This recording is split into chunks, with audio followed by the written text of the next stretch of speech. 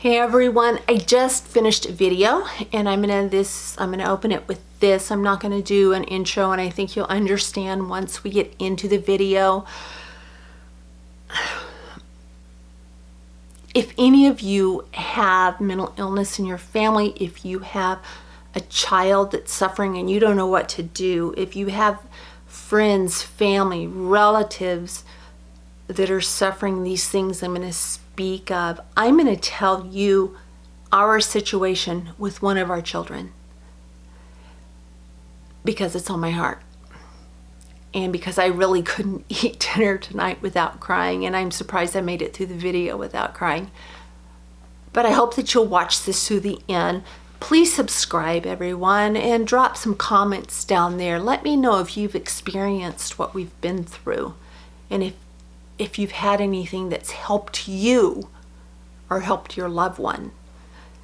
And once again, I apologize. I know this video is just a little, well, it's probably gonna be a lot longer than a lot of the ones I've been putting out, but the topic's pretty important. Once again, please subscribe. I'm Terry, I think you know. Drop me some comments and let me know what's worked for you. And if not, just some encouragement, because this is a very difficult time of the year. Not only with the holidays, but it's getting cold outside. So with that, here's the video.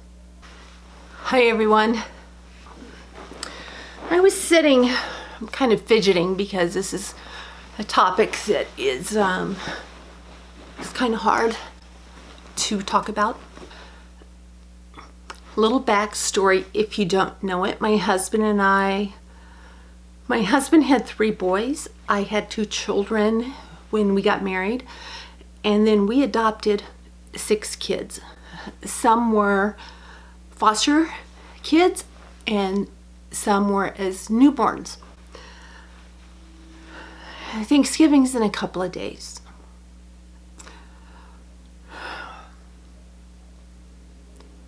We have a son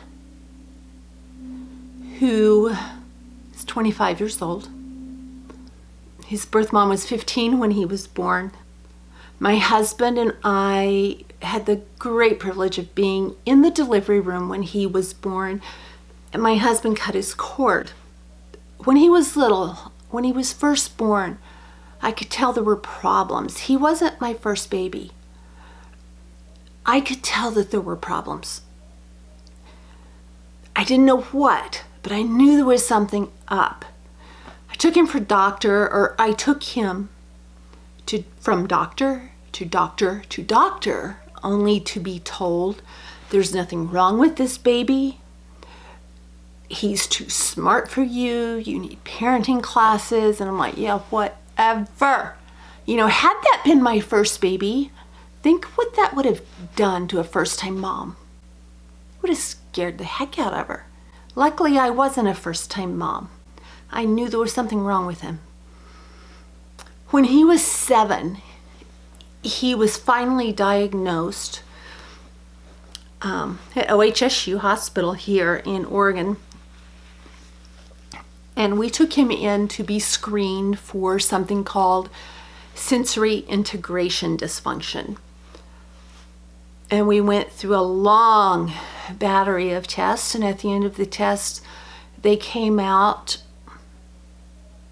and looked at me and said, yes, your son does have sensory integration dysfunction. And I was ecstatic because I thought, oh my gosh, finally we have an answer. Finally we have an answer. And then the but came. But for your son, it falls under the umbrella of autism. I felt like I had been kicked in the gut. I really didn't know how to respond. I looked at them and I remember saying, are you telling me my son is destined to be a janitor the rest of his life? I didn't know anything about autism at the time.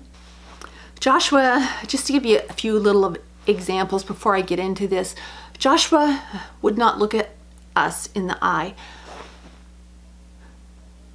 If you sang to him like you sing to a newborn, he would scream.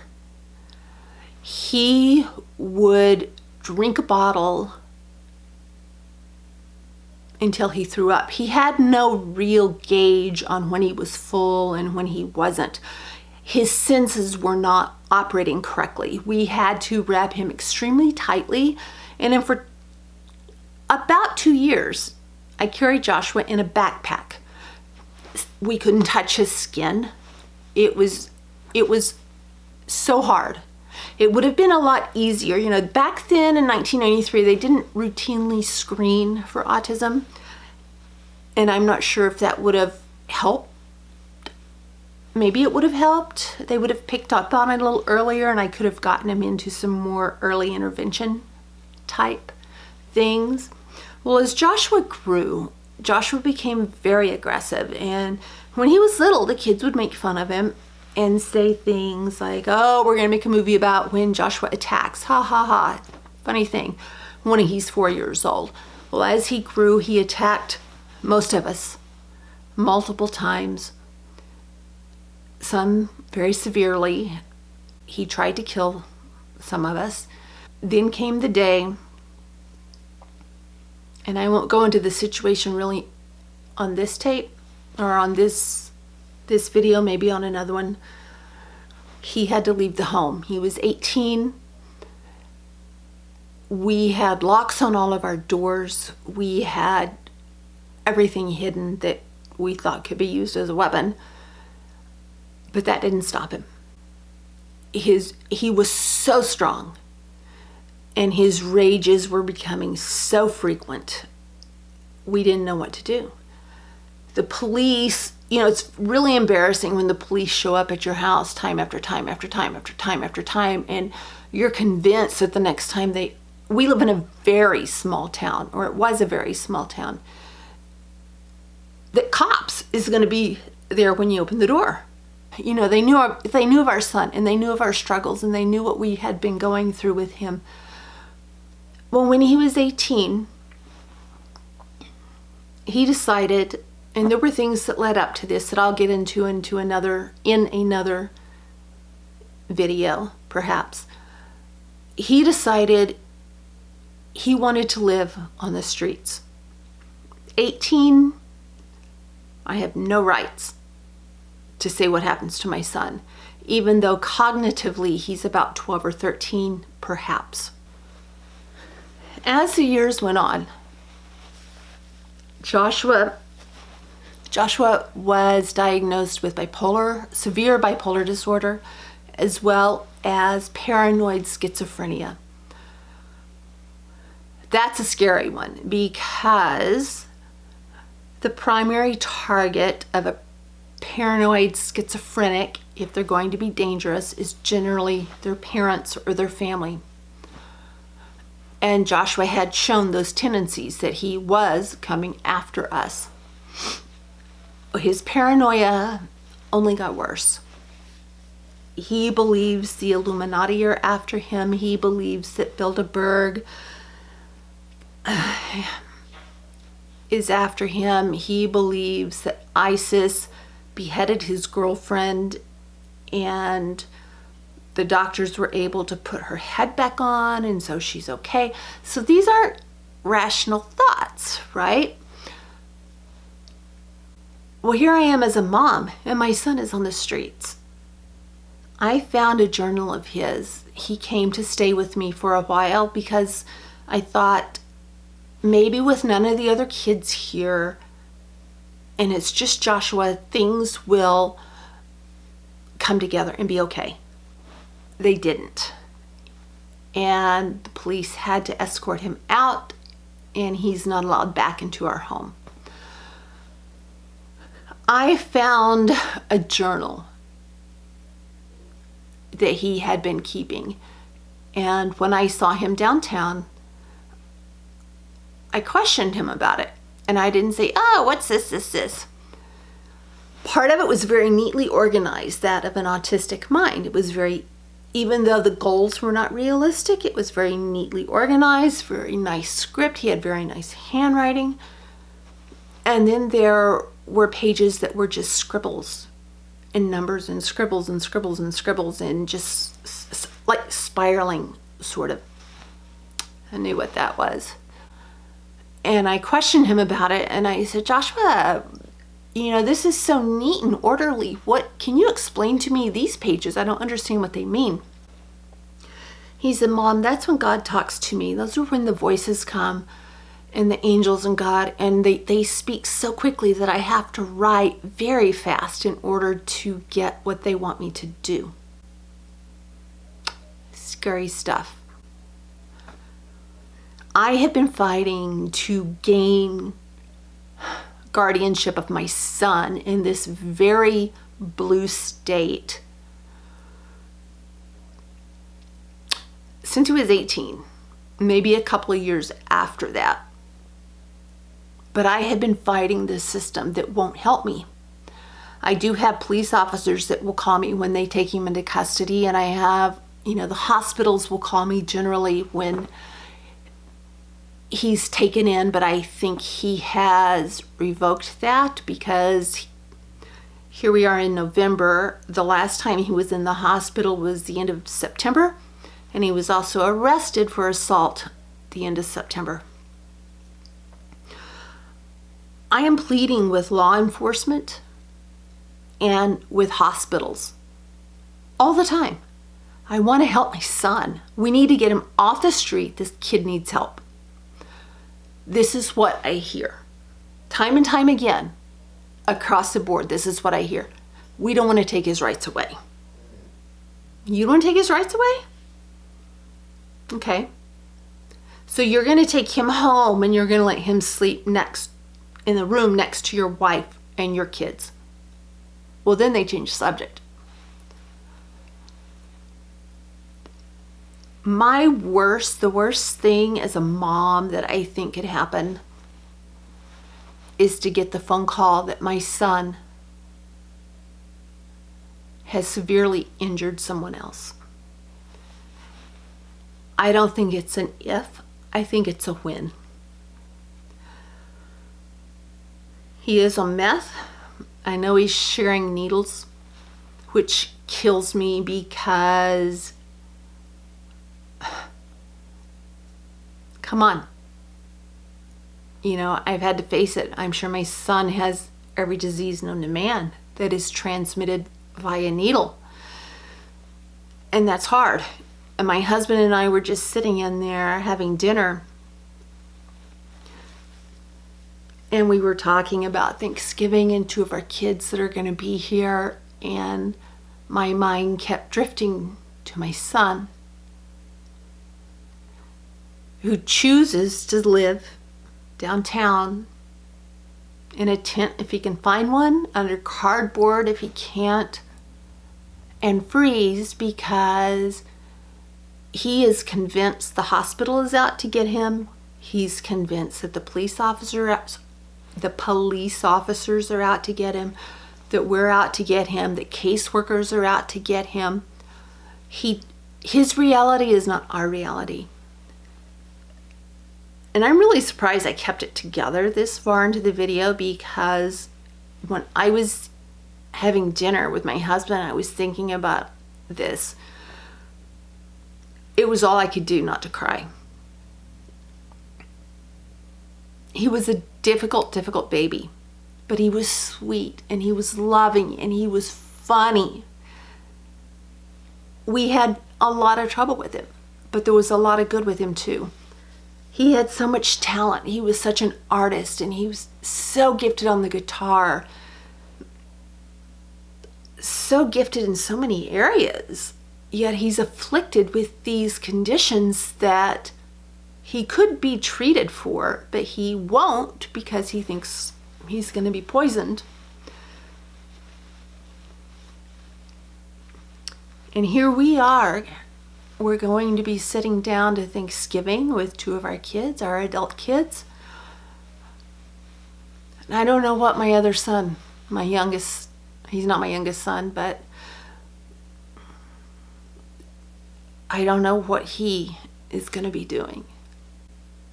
I envision him in line in a soup kitchen, if he can find one. I see him stealing food.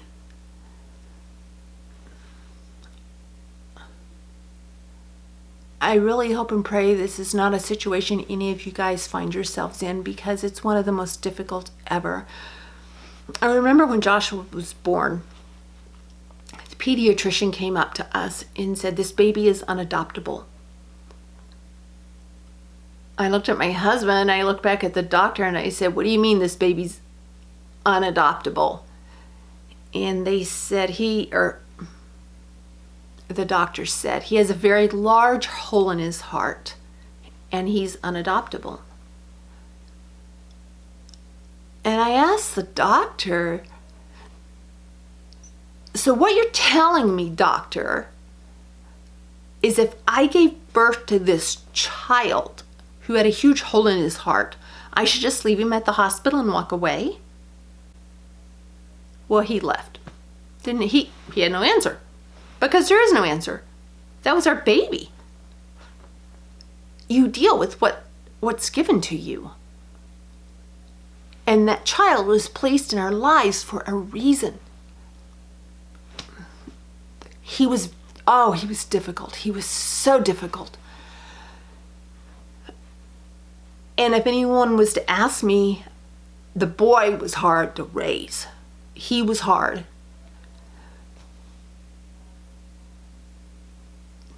But I see his mugshots, and I see the Joshua today whenever he chooses to pop up. It's not my son. I look in his eyes and there's nothing there. There's no hope there. There's no life there. It's almost as if there's no soul there. And I just want you guys to be thankful for what you have, because there's so many that have a lot less than you do, a lot less than I do.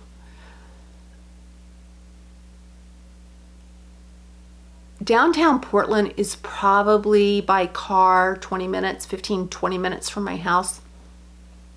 He walked all the way from downtown Portland to our home.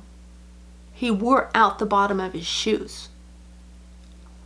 Now, I've learned over time, I don't buy him things. I will buy him shoes, I'll take him blankets, I'll do things like that. But Portland has such a big support of helping the homeless that what ends up happening is when I give him things, he sells them for drugs. So that's really not anything I want to enable. I'll take him out to get something to eat. I will make sure he has food. It's a hard path as a parent, and a lot of people will say, "Well, you're just a really, crappy parent because of this and this and this." And we even had one of our oldest children say it was my husband's fault that my son has paranoid schizophrenia, bipolar, and autism. Well, you know what? I don't see how that can be anyone's fault. That's something that you're going to have or you're not going to have.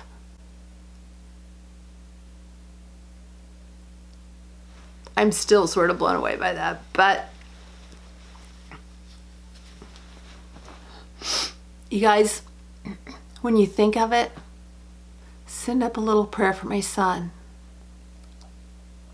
I love him. And that was something that was really hard for me to say for a long time because he was so difficult. I dreaded him waking up in the morning. I was so excited when he went to sleep at night. And he never took naps. He would sleep for maybe 5 minutes, even as a newborn. It was very difficult raising him. I would do it again. I love my son. And the thought of seeing him, if we were in LA or if we were somewhere, warmer. No, I don't want to add to the homeless population, but at the same time, my son would be much more comfortable than he is in Portland, Oregon, where it rains 9 months out of the year and it can get very, very cold. I don't have any answers. I don't have any answers. I guess I'm coming and making this video because on Thanksgiving, think about those that don't have. We have so much to be thankful for. And as a mom, I'm thankful for my son. I'm thankful for the great memories that I have of him.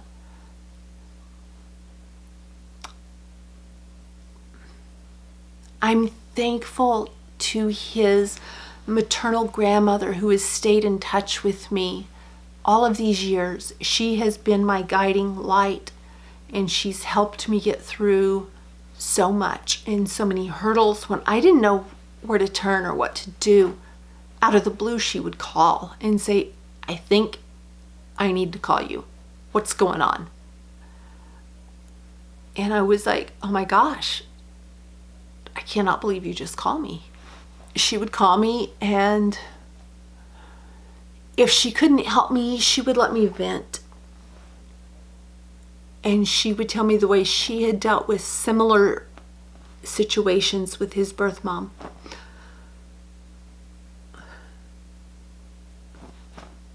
Parents, if you have a child that's suffering from mental illness, the way my son is,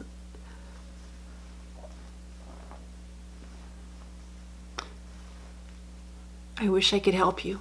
I hope in some weird way you realize you're not alone. I know there's not anything I can do for my son. You know, we've thought, well, why don't we buy property and put a little tiny house on the property and he could live there? Well, it'll be filled with homeless people, and he will break into our house, and there's a probability, and the doctors and the police and everyone have walked us down the line of statistically what could happen. And unfortunately, we know that way too well because our neighbor, when we first moved into our home 20 years ago, his nephew had paranoid schizophrenia and ended up in a situation that is just unspeakable. He severely injured his niece and nephew, and his dad is no longer with us. And so that's in my mind, and that hits really close to home. And it's scary because this illness is not my son. This illness took my son from me. When I think of Joshua now, the way I see him is a scared little boy in very dark, feathered, I don't know. I know my son's in there somewhere, but he can't get help without medication. And the guilt that comes with sleeping in a wonderful bed with incredible sheets and blankets and comforters and pillows, to radiant floor heat, to the neighborhood that we're in, to, material things, down to the food that we eat. And my son has none of that.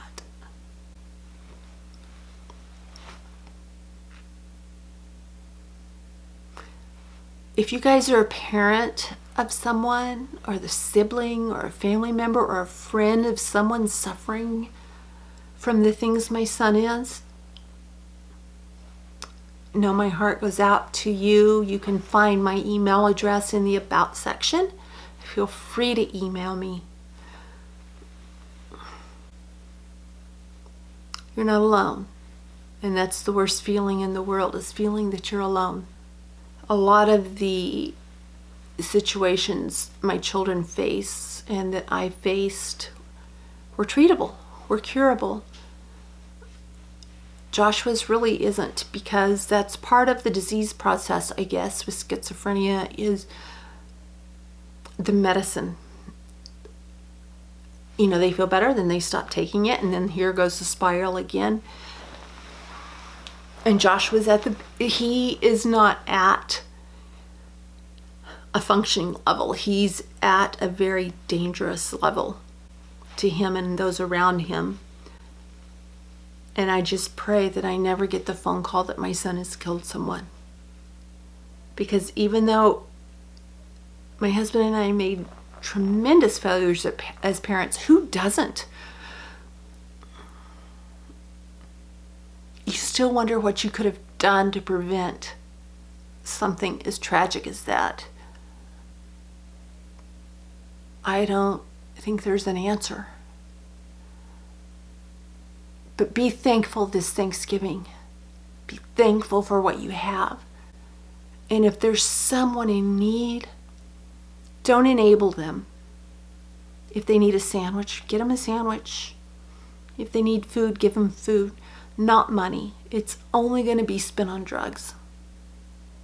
You know, it's really hard to believe, and I don't really know how to say this without coming off as something I don't want to come off as, but, you know, I think of these kids, and they classify themselves down there as, oh, they're throwaways, they're this, they're drug addicts, they have this whole society down there. And you know, I wonder about their parents. And then I look at us. And I'm not saying we're the best parents. There's no such thing as the best parent, because you learn as you go, and you kind of have to have your kids help to do that or make anything happen. There's not one of us that hasn't made a mistake. Not our children, not us.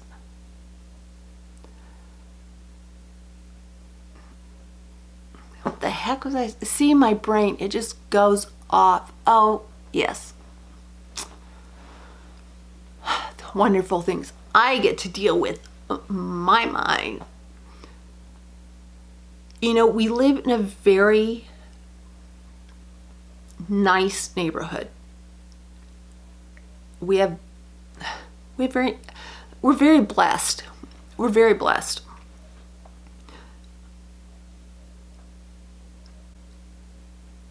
And I think that was a wake-up call for me too, because a lot of times when you see homeless kids or things down on the street, you think, oh, their parents are drug addicts, their parents are drunks, and they threw them out. Well, my dad was an alcoholic, and you know what?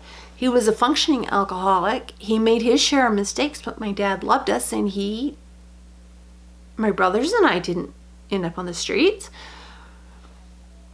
This illness steals so much. It steals from the person, it steals from the parents, it steals from the family, it steals from society. Guys, be thankful. And if you see someone out there, don't enable them. It just goes to drugs. Give them a sandwich, give them some food. I want to thank you guys for hanging with me this long, because I know this has been sort of a longer video, but I really felt compelled to make it, especially this time of year when it's starting to get, not just Thanksgiving, but it's starting to get cold. When it starts to get cold, I really start to worry about my son, because we have homeless die here every year, as they do all over the country. But yeah, we're just a normal family with a bunch of messed up kids and a bunch of messed up parents. You know, everyone's messed up. Who's not? Some of us have made bigger mistakes than others and have come back and done great. Some of us had made big mistakes and haven't come back. And then there are those who have no choice. My son, and I'm sure some of your children or relatives, have made no choice. So don't make assumptions. Help when you can. Stay safe. I know my son is dangerous. I know my son can hurt someone. And I pray I never get that phone call. With that, God bless. Have a wonderful Thanksgiving. You're not alone. If you're in this situation, get my email address and email me. I will respond. Have a great Thanksgiving. And thanks again for listening. Have a good night.